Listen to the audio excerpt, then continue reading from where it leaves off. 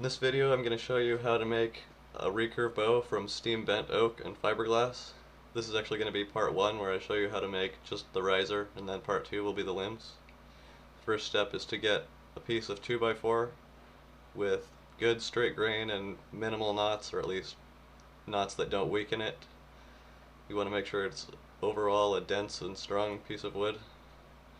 And you draw this shape onto it. I'll try to give you the dimensions fairly well. It doesn't matter if it's exactly the same dimensions, you just want it to be about the same. This is based on a commercial recurve bow that I have. At the end there's 2.5-inch long flat spots for the limbs to mount at each end of the riser. They're about 3/8 of an inch deep, and I'll put the dimensions on the screen in metric. I'm sorry for people who are going to complain. These flat spots are angled back from level about 15 degrees. There might be a little bit more than that, but if you do about 15 degrees that should be good. The overall length of the riser is about 19.25 inches. The distance to the arrow shelf is 11 inches. The actual center is about where the pivot of the handle is.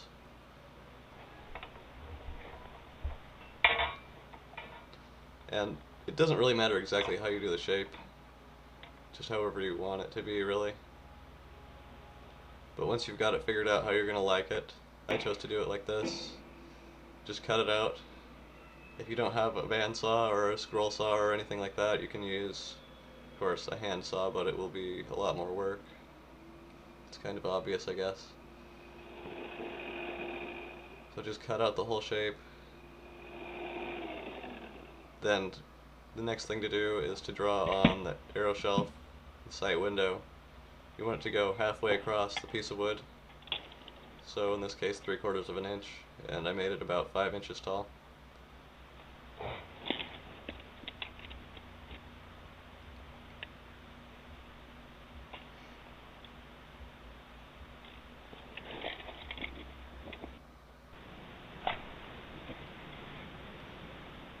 Once you have it completely cut out, before you start smoothing it out or anything, I also recommend that you glue on a piece like this onto the arrow shelf. This will make it look nicer and extend the area of the arrow shelf, and it will also make the grain so it's pointing in the right direction there, so you don't have just the end of the grain facing up.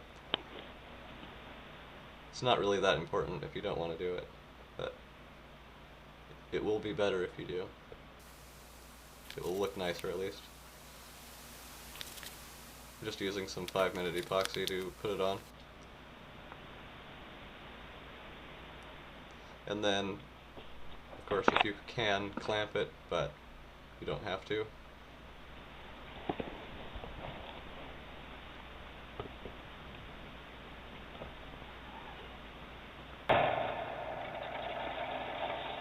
After that, sand the whole thing, or file it, or whatever, to get it to a nice rounded shape and get the surface at least decently smooth. As smooth as you're okay with it being. I wanted it to be pretty smooth. Once you've got that finished, the next thing to do is to drill the holes for the mounting bolts that are going to mount the limbs on. They're going to go right in the center of the flat areas that are for mounting the limbs. And I'm drilling from the back so that you can get the hole perpendicular to the flat face.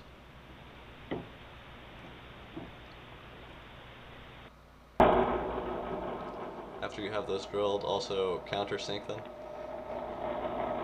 so that the heads of the bolts will go down into the hole.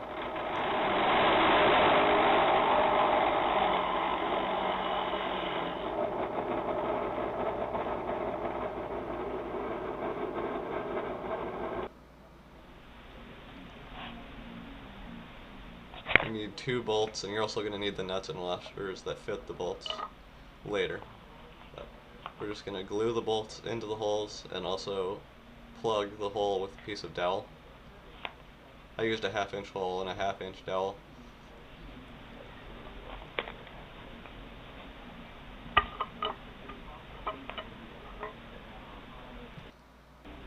Epoxy both of those in.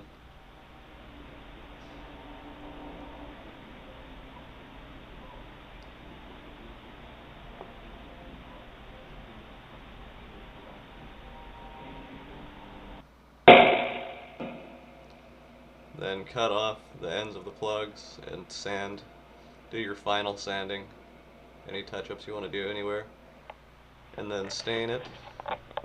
Just follow the directions on your stain if you buy it, or you could use coffee or whatever.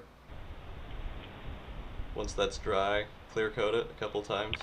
A couple layers of clear coat will make it look a lot nicer and protect the surface.